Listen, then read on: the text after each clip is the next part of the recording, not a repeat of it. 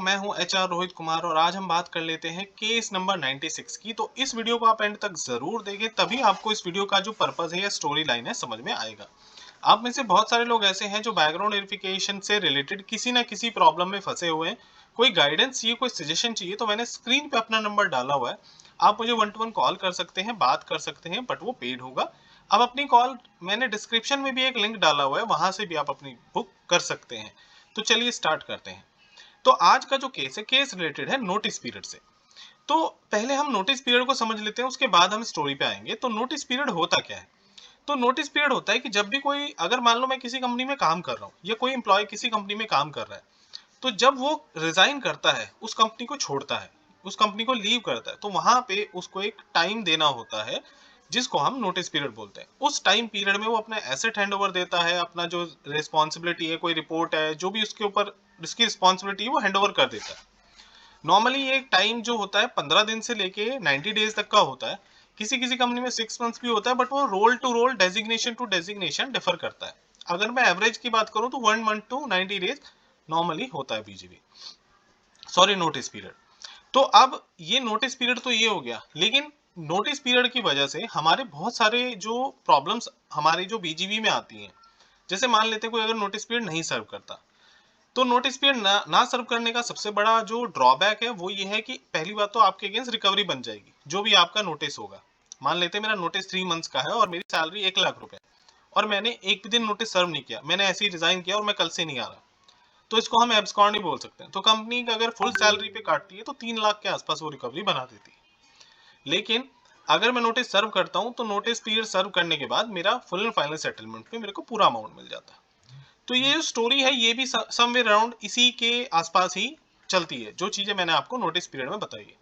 तो स्टोरी में अगर समझ लेते हैं, तो स्टोरी में क्या है कि कैंडिडेट को एक्सपीरियंस है अप्रोक्स 7 ईयर्स का। तो 7 ईयर्स में उस कैंडिडेट ने लगभग 5 कंपनीज में काम किया है।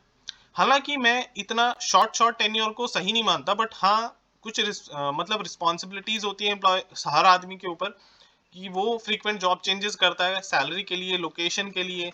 ठीक है। तो अब अगर वो इमेच्योरिटी में बहुत सारी जॉब चेंज कर रहा है, तो इसका मतलब ये नहीं है कि वो मतलब गलत हो गया। बट समझते हैं स्टोरी को कि 7 ईयर्स में अगर उसने 5 कंपनी चेंज किए, तो एक कंपनी का जो एवरेज टेन्योर है वो 1 साल भी नहीं बनता। लेकिन उसने क्या किया कि कुछ कुछ कंपनीज में 6 मंथ्स काम किया, किसी में 3 महीने किया, तो ऐसे मिला के उसकी 5 कंपनियां हो गई। अब इन 5 कंपनीज में 2 कंपनी ऐसी थी जिसमें उन्होंने अपना, एक में तो एब्सकॉन्ड किया था और एक में नोटिस पीरियड पूरा सर्व नहीं किया था। क्योंकि उनकी फाइनेंशियल कंडीशन ठीक नहीं थी, तो उन्होंने क्या किया, इन कंपनी से अपना फुल एंड फाइनल सेटलमेंट नहीं किया। जिसकी वजह से क्या हुआ कि लास्ट 2 कंपनीज में तो उनका बिल्कुल ठीक था और उनको जॉब्स भी मिलती गई, लेकिन अभी उनको जॉब्स मिलने में प्रॉब्लम आने लगी।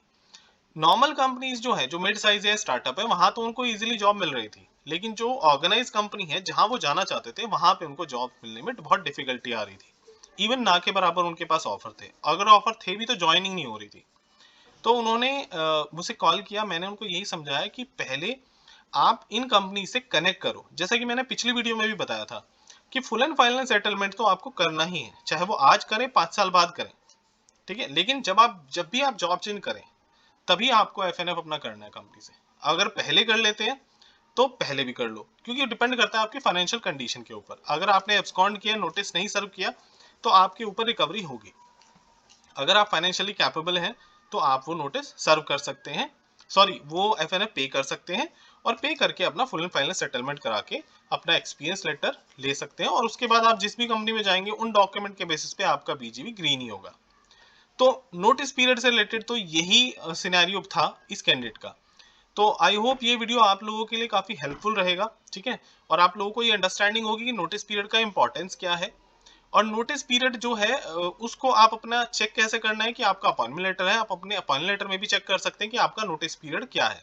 तो जब भी आप किसी कंपनी को रिजाइन करें, कुछ भी करें, तो प्लीज अपना नोटिस पीरियड जरूर सर्व करें। नोटिस पीरियड सर्व करने के बाद ही आप अपनी कंपनी छोड़ें।